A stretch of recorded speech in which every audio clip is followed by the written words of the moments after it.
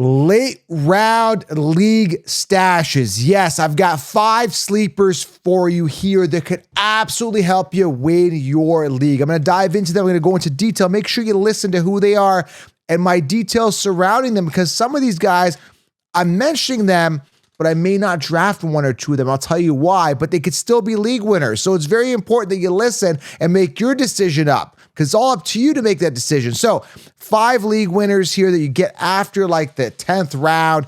I'm ready to dive in. If you're new to the channel, make sure you guys do hit the thumbs up. It takes a fraction of a second. Hit the thumbs up and drop a question below if you have one, or also leave a league winner, a later round guy that you're targeting that you absolutely love, okay? So I'm excited to dive into this, have an open discussion about fantasy football. We are full force right now. We are like getting right into it. I know some people are drafting, but a lot of people are still thinking about it. They're like, hey man, should I start drafting early? I love drafting early. I'm still in that 6 hours slow draft for the 2K buy-in league. We're literally in the 19th round drafting kickers. The one guy was holding it up, taking the full 6 hours every single round to draft a player. It was absolutely ridiculous. Just because you have 6 hours doesn't mean you should take the entire 6 hours. It was really annoying. But anyway, I let him hear it in the comments. That's a whole other topic, okay? So hit the thumbs up and make sure you guys do grab the 16-round draft solution. This is the game changer. There is going to be best ball advice there, meaning in best ball, all you need to do is know who the optimal players are, the guys that are going to crush it. There's a strategy to it. Obviously, stacking helps. You obviously want guys with more upside in best ball. And literally everybody in 16 rounds has all that. They've got the upside. They've got the talent. You know who to draft. So 16 rounds does help with best ball, but it mainly helps with redraft leagues as well. And Dynasty a little bit, because you know who the rookies are as well. Grab the 16-round draft solution. I literally hand you the win on a silver platter. Printable cheat sheet, updated until the season starts. Updated notes, video training, full mock drafts. Grab 16 rounds right now. I've linked it below. Experience it. You will be very, very, very happy. Try it below. Rankings, and they won't help you. So don't do rankings. Don't listen to other podcasts, because they're just steering you the wrong direction. Believe me, I've been at this for a long time. All right, so let's talk about these league stashes. Now, I did mention at the beginning of the show that some of these guys I won't draft. I would say maybe 1 I wouldn't draft, and that's the first guy. And I'll tell you why, but I'll also tell you why this player could be a league winner. The guy I'm talking about here is Emeka Egbuka.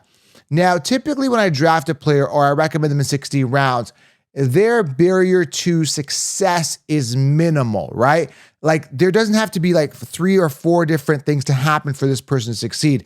In this case, I think like multiple things have to happen for him to succeed, right? Because he's kind of sitting there at wide receiver 3 on Tampa Bay. Emeka Egbuka is the guy I'm talking about, because we got to have like another injury to Godwin. We got to have Mike Evans start to decline, or maybe even get injured as well. But understand, they drafted him with high draft capital. Emeka Egbuka, super tough, elite long speed, 4.4 speed, natural hands, electric after the catch, currently sitting as a round 12 pick. Now, obviously, Tampa Bay believes that if they're going to invest a first or second round pick on a wide receiver, the early round draft capital, they want to replace Mike Evans. Mike Evans is old now, not a guy that I'm personally targeting, although if healthy is going to still continue to produce on a safe level for you. But Emeka's, they're kind of drafting for the future, right? 6'1", 205 pounds, like I said, tough. Currently sitting as wide receiver 59. Now, if you get the 16-round drafts, which I explained, you want to still go top heavy on those running backs, including drafting a couple rookies, one I'm going to mention here at the running back position, and then just load up on a ton of these wide receiver values later. And one of them you could sneak in there is Emeka Egbuka, right? But understand, he's not my favorite sleeper league stash. There's other wide receivers that I mentioned in my draft solution that I love more, that are in a more clear path to be a wide receiver 1 or just get more volume immediately. Emeka is not necessarily going to be that guy on day 1. I want to talk about that. When you're looking at value, right? Round 12. Now, people are crazy. They're drafting T. Higgins at the end of round 2, early round 3, who's clearly the wide receiver 2. So why not take a risk on Emeka, who is going to be the wide receiver 2? Godwin can't stay healthy. Evans is on the decline potentially, right? We don't know when his fall off year is going to be, but you're not spending anything to get him. Now, am I drafting Emeka? I've got no stock in him. My 2 main leagues are already drafted. I've got no stock in him. because again, the path to entry to him to road to wide receiver 1 isn't immediate. And I like immediate results when I get my wide receiver, especially, when I like to aim for upside. Okay. So Emeka Egbuka, league winning upside, but you got to be patient with him potentially. Okay. Especially Dynasty. I think he's great, right? Bright future ahead. All right. The second player here, not the sexiest pick, but man, he's falling. He's falling. The guy I'm talking about is Rashid Shaheed. Now, last year he got hurt. It was a meniscus tear. I looked at the injury recovery time on that, 4 to 6 months. He's good. He's back. Him and Olave are back. There was rumors that Olave might have been traded. Steelers was one of the candidates. I haven't seen that happen yet. I don't think it may happen.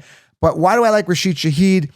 Wide receiver 51 on this Sheep rankings, round 10 ADP, 129 overall. That is wild, dude. 129 overall. This is absolutely amazing. 41 targets, 20 receptions, only played 6 games last year. But when he was playing, he was looking really, really good. The only knock I have to him right now is Tyler, the new quarterback. I'm not even going to pronounce his name. It looks like Ruff, but it's Shro, however you want to pronounce it. Tyler Shro, I don't care, but it looks like Shruff, like Rough, whatever is rough. So it's Shruff, whatever, whatever. Tyler, that's my kind of concern at quarterback. I don't really trust the quarterback situation. But if you're looking at like a depth chart, Olave, he gets hurt a lot. He has the concussion issues. That's a concern. Shaheed, you're getting a wide receiver 2 after round 10. Potentially even a wide receiver 1. You never know. They didn't go ahead and draft They didn't draft Emeka Egbuka. They didn't draft Trey Harris. They didn't draft McMillan. They didn't draft any top rookie wide receiver prospect. So that means they believe in Shaheed. They believe in what they've got now. And obviously they need other positions to address, but Shaheed is in a good position to succeed. Now, again, it's not sexy, but at the end of the day, man, for the value, you're getting the value of him. And that for me is pretty remarkable for Rashid Shaheed this year. Literally like no competition. And again, I don't believe that Olave's competition. I think that he's kind of injury prone and he's got some issues. Mind you, Olave's values dropped too. He's a significant grab as well. But again, you got the quarterback thing to contend with, okay? But potential league winner if he gets going, and we've seen flashes of greatness out of Shaheed. He was on the show last year. Good guy, super nice guy as well, okay? Next guy, not as low. By the way, stay to the end. The last guy, you guys are going to be like, what's this guy talking about? But I really want to talk about this guy. I've talked about him on a lot of shows, but I still think he's a bit of a sleeper, is Caleb Johnson. And here's the crazy thing. Right now, running back 32 at the time of this recording, end of May right now, RB 32, 94 overall. We're talking round 7, and he's coming off a little bit earlier, rounds, I'd say 5 to 6 in some experts leagues or high stakes leagues, but he's got no competition. That's it. He is going to be a plug and play RB1. I'm not concerned about Warren because Warren sucks. He couldn't even take the job from crappy Najee Harris, who couldn't average more than 4 yards per carry. So Warren's not the one. And again, I've said this a million times. If Warren was the one, they would not have drafted Caleb Johnson in the 3rd round. They would have just said, and he's a top prospect. He should have been a 2nd or 1st rounder. He's amazing talent on paper and what he looked like in college, right? So you got 260 freed up attempts with crappy Najee gone. You got Jalen Warren, who's not a threat to steal the job. And you got Caleb Johnson. Now, the only caveat is, we've talked about it in other videos, is obviously Arthur Smith and what he did to Bijan in his rookie year. Listen, I hope you learn from that, and I hope that Mike Tomlin supersedes any decision that the crazy Arthur Smith did. I'm not an Arthur Smith fan, but when you're looking at just sheer volume and somebody's got to run the ball, it's got to be Caleb Johnson. It might be a bit of a committee, but hey, he's not going to be your RB1. He's going to be like your RB3 on your team. And listen, I love the upside, top 5 potential finish if given the volume and the attempts, clear path to wide receiver 1. And again, round 7. He's a little higher on some of these guys, because I said kind of later league winning stashes, but round 7 is still kind of starting to get to the mid to late rounds, okay? Next guy here, look for his ADP to rise, and he will come off earlier in experts leagues, so people are aware. The guy I'm talking about is Tyler Warren.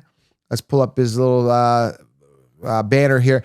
Tyler Warren, 145 overall currently, round 12 ADP. Now, listen, I just don't feel that the Colts have what it takes at the wide receiver position. They don't have any true wide receiver 1s. They got Josh Downs, they got Pittman, they got Alec Pierce, but none of these guys are true alphas.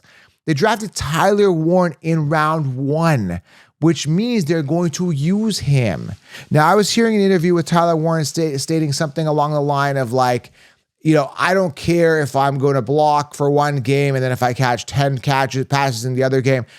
I don't really believe that. I think that's kind of BS. I think he's kind of just saying that just to kind of be like a team player, but they're really going to use him. I really believe if you don't draft a guy in round 1 to sit him, and again, you don't have a true wide receiver option. So I think it's a perfect fit for absolute domination here with Tyler Warren. Absolutely love the talent. He's a red zone monster.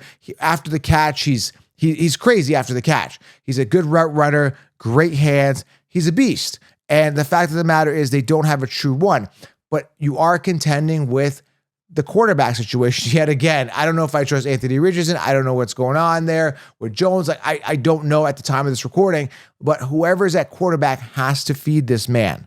They have to. Someone's got to tell them the playbook's got to be calculated to feed Tyler Warren. And remember Sam Laporta, good rookie year right there. These rookies come out. Brock Bowers. Could it be Brock Bowers of last year? These guys are drafted with high draft capital on their teams. They got to be used, right? So why not take a chance on them, right? It's a stash. Why not, right? So, and you can be really creative with the tight ends, which I'll explain in 16 rounds, where you can stash a bunch of these guys and get a tight end one without investing early on tight end one. So that's the thing, right? Like I hate wasting picks on tight ends. And we did this with Laporta in 16 rounds. I told you guys a couple years ago, draft Laporta, make him your tight end 1. You get him in round 10. This is 2 years ago. And he crushed it. And then last year, everyone was drafting Laporta round 2. That's not what you want to do. You don't want to waste a second round pick on a tight end. You want to get the values like this guy, and Tyler Warren could be the one. Great opportunity, right? High draft capital. Now, the last one's going to shock people, but I got some notes to read on because I gotta build my case on this guy. But the guy I'm talking about is Keon Coleman. Let's talk about him. I just read a report, by the way, round 10 ADP, wide receiver 1. He's going to be the wide receiver 1 this year. Hear this report here. Keon Coleman reportedly showed up to voluntary OTAs looking completely different as a wide receiver than he did last year. Coleman reportedly showed up today with at least 10 more pounds of muscle than he had last year. Coleman's cuts reportedly appeared much faster, so he's looking better on the field than ever before, and his speed was noticeably different. Coleman is reportedly ready to assume the wide receiver X or wide receiver 1 position for the Bills this season, and is hoping to double in production. This is awesome. Last year, 29 receptions, 556 yards, 4 touchdowns. The Bills' sophomore wide receiver is going to put the league on notice. This is the reports I'm reading. I'm reading an article here. So listen, he was not attractive last year. And a person that benefit from that is Cook, right? So I think James Cook takes a decline. He had this astronomical year, which won't happen again, catching a lot of balls, 16 touchdowns. And if you look at Cook's 2 years prior, only 2 touchdowns. That was it on the ground. So listen, Coleman, again, a value, potential wide receiver 1. Why not? The upside is there. You got Josh Allen throwing the ball. Maybe, just maybe, it clicks in Josh Allen's head that I got to use and get back to a wide receiver 1 situation. Maybe if they want to win, they got to get a good wide receiver. And they didn't draft. Here's the thing. They didn't draft anybody else that's going to be a threat. They're still running Shakir. They're still running Coleman. That's a good sign for Coleman. So there's a lot of signs pointing to Keon Coleman doing well. I ended up missing out on him in this big money league. I don't have him.